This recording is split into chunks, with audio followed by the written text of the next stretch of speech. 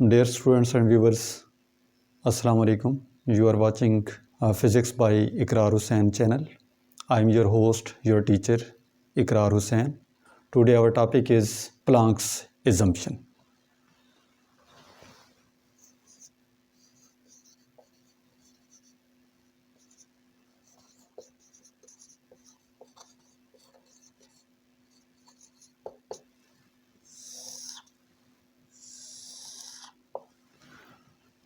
इससे previous topic में हम लोग डिस्कस कर चुके हैं energy distribution by wavelength and intensity curve, जिसमें हमारे पास ये आइडिया डेवलप होता है कि एनर्जी डिस्ट्रीब्यूशन नॉन यूनिफॉर्म है, लेकिन इसकी प्रॉपर एक्सप्लेनेशन हमें वेवलेंथ इंटेंसिटी कर्व से नहीं मिलती। तो new and non classical view develop होता है, जिसको first of all in 1900 Max Planck gave a theory that the radiations or the tiny packets or bundles having discrete energy and their energy is non-continuous। तो इसी behalf पे उसने ये idea develop किया है कि एनर्जी ऑफ ईच पैकेट और bundle, जिसको उसके मुताबिक नाम दिया गया क्वांटा का, कि ये जो हमारे पास पैकेट्स ऑफ लाइट हैं, पैकेट्स ऑफ एनर्जी हैं, जिसको उसने क्वांटा का नाम दिया गया। Energy of each quanta is proportional to its frequency। जब इसको हम इक्वेशन फॉर्म में लेके आते हैं तो ये बन जाता है E is equal to H F. यहाँ पर H हमारे पास प्लांक्स कांस्टेंट है, जिसकी वैल्यू 6.63 क्रॉस 10⁻34 जूल सेकंड है, और ये एक कांस्टेंट है, और इसकी सिग्निफिकेंट ऐसे ही है जैसे हमारे पास speed of light c is equal to 3 cross 10⁸ metre per second है। अब इसी बिहाफ के ऊपर कि ये जो हमारे पास रेडिएशंस हैं, टिनी पैकेट्स ऑफ लाइट, टिनी बंडल्स जिनकी एनर्जी क्वांटाइज्ड है और डिस्क्रीट है, तो जिसकी एनर्जी प्रोपोर्शनल टू फ्रीक्वेंसी है, इसी एजम्पशन पर 1918 में उसे नोबेल प्राइज़ से नवाजा गया। इसी आइडिया को फर्दर एक्सटेंड किया आइंस्टाइन ने।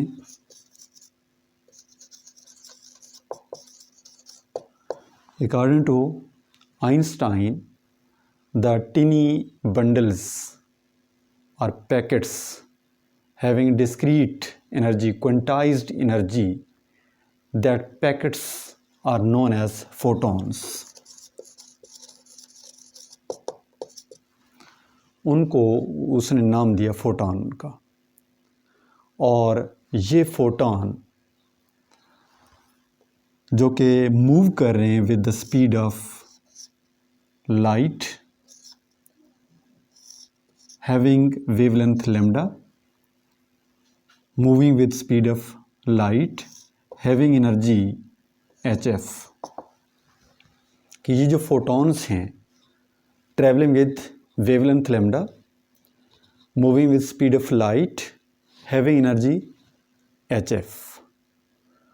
तो इस बिहाफ पे अगर हम देखते हैं तो E is equal to H F हमारे पास है प्लांक्स इक्वेशन, और E is equal to M C square ये हमारे पास आइंस्टाइन इक्वेशन है। इन दोनों इक्वेशन को जब हम कंपेयर करते हैं तो हमारे पास रिजल्ट मिलता है M C square is equal to H F, और यहाँ से हम देखते हैं कि M C into C is equal to H F. C square को हमने 2 दफ़ा मल्टीप्लाई कर दिया। अब हमारे पास इसे लिखा जा सकता है M C is equal to H F over C. M C the product of mass and speed of the object is known as momentum, तो इसको हम मोमेंटम का नाम देते हैं। Product of mass and speed of object that is known as momentum P is equal to HF over C। और इससे पहले हम लोग एक इक्वेशन पढ़ चुके हैं V is equal to F lambda, जबकि यहाँ पर स्पीड बात हो रही है स्पीड ऑफ लाइट की, तो लिहाजा इसी रिलेशन को हम लिख सकते हैं C is equal to F lambda. यहाँ से हम लिख सकते हैं F is equal to C over lambda. ये हमारे पास F की वैल्यू आ गई। इसी वैल्यू को हम इस मोमेंटम वाले रिलेशन में पुट करते हैं तो हमारे पास रिलेशन बन जाता है P is equal to HF over C। तो यहाँ पर बन जाएगा P is equal to H, F की जगह पे आ जाएगा C over lambda, C over lambda into C। अब यहाँ पर C से C कैंसिल होगा तो P is equal to H lambda. P is equal to H lambda. ये हमारे पास मोमेंटम ऑफ फोटोन आ जाएगा।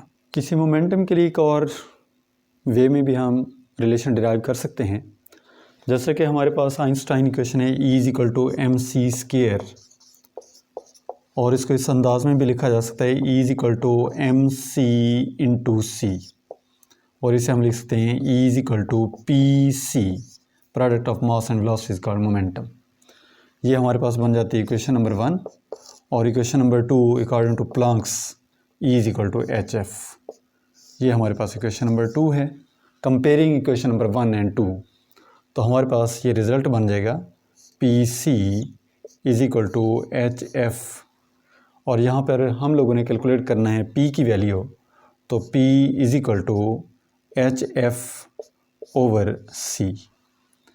और हमारे पास रिलेशन है V is equal to F lambda, और जबकि इसी इक्वेशन को हम लिख सकते हैं C is equal to F lambda.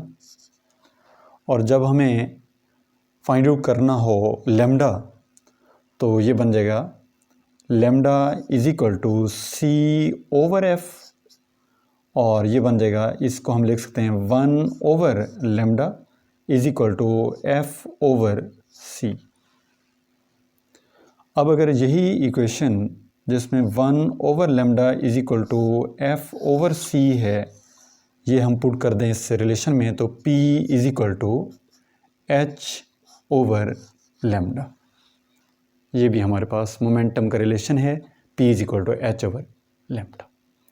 अब हमारे पास अगर ये गैमा रेडिएशंस हों,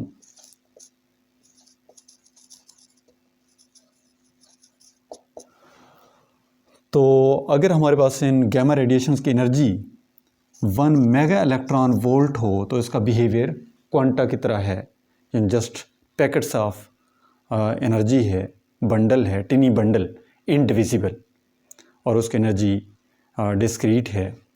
और अगर हम बात करते हैं रेडियो वेव्स की,